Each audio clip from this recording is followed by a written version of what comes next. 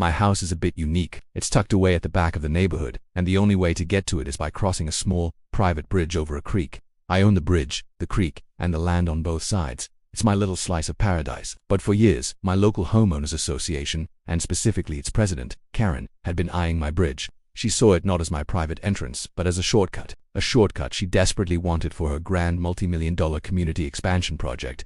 This project was Karen's baby. She was planning a whole new section of luxury homes on the other side of the creek, and my bridge was the most direct route for all the construction vehicles. For months, she hounded me.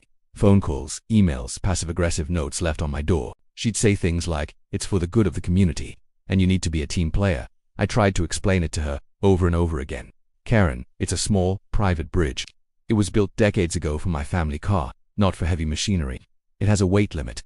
I even showed her the original blueprints and the engineering report I had commissioned, which clearly stated the bridge could handle a maximum of 5 tons, a fully loaded cement truck that's closer to 30 tons. She just waved her hand dismissively. "Oh, engineers are always overly cautious," she said. "It'll be fine." The pressure kept mounting. The HOA sent me official-looking letters, threatening fines and legal action if I didn't cooperate. They were trying to bully me into submission. I knew they didn't have a legal leg to stand on, since it was my private property. But fighting an HOA can be a nightmare of legal fees and endless stress, so I decided to change my strategy. If they wanted my bridge so badly, fine, they could have it. I scheduled a meeting with Karen and the rest of the HOA board. I put on my best defeated homeowner face. I sighed heavily and said, "Look, I'm tired of fighting. You can use the bridge." Karen's face lit up with a triumphant smirk, but then I pulled out a document. "I just have one condition," I said, sliding it across the table. "This is a liability waiver and a temporary access agreement.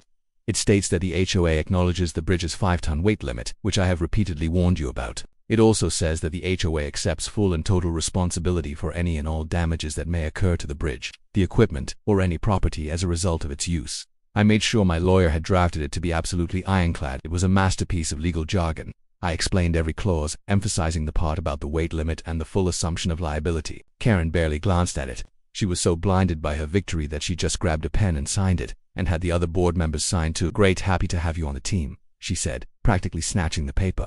She had fallen right into my trap. The very next morning, the chaos began.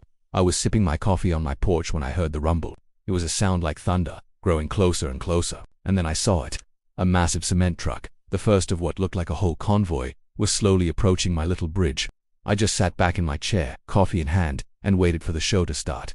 The truck driver looked hesitant. He even got out and looked at the bridge, then back at his truck. I could see Karen on the other side, waving her arms impatiently, urging him to cross. She was shouting something I couldn't quite hear, but her body language screamed, "Just go." The driver, probably under pressure from his boss who was under pressure from Karen, reluctantly got back in the cab. He eased the truck onto the bridge. The old wooden planks groaned. The steel supports began to creak and whine in protest. The truck made it about halfway across when there was a sound I'll never forget. It was a sharp, explosive crack, like a giant snapping a tree branch. The middle of the bridge buckled, then collapsed downwards in a shower of splintered wood and twisted metal. The cement truck plunged nose first into the creek with a tremendous splash, its back wheels still on the collapsing ramp. It was stuck, tilted at a ridiculous angle, blocking the entire waterway. Behind it, 3 more cement trucks were lined up, unable to move forward or back. Karen just stood there, her mouth hanging open in shock. Her grand project was literally dead in the water. The only access route was now a mangled wreck with a 30-ton truck stuck in it. The aftermath was even more spectacular than the collapse. The construction company was furious. Their multi-million-dollar project was indefinitely stalled. The cement company was livid about their trapped and damaged truck and Karen. She tried to blame me, of course. She screamed, she threatened, she cried. She told everyone I had sabotaged the bridge. But then I produced my secret weapon, the signed agreement. The one where the HOA explicitly acknowledged the 5-ton weight limit and accepted full liability. I had sent a copy to my lawyer the moment it was signed, and he was ready. The legal battle was short and brutal. The HOA's lawyers took one look at the signed document and pretty much told them they had no case. They were on the hook for everything. They had to pay to remove the wrecked cement truck, which was an environmental and logistical nightmare. They had to pay the cement company for their damaged vehicle. They had to pay the construction company for the massive delays, which ran into the millions. And the best part, according to the agreement, they also had to pay for the repair or replacement of my bridge. I didn't want a repair. I wanted a replacement. I submitted the plans for a brand new state-of-the-art, reinforced steel and concrete bridge, rated for 50 tons just to be safe. They had no choice but to approve it and pay for every single penny of the construction. It took a few months, but now I have a beautiful, ridiculously over-engineered bridge leading to my house, all paid for by the HOA.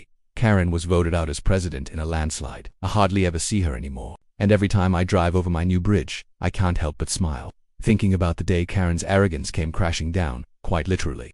It's a beautiful day in the neighborhood. Thanks for watching. And if you enjoyed this story, make sure to hit that like button and subscribe for more. See you next time.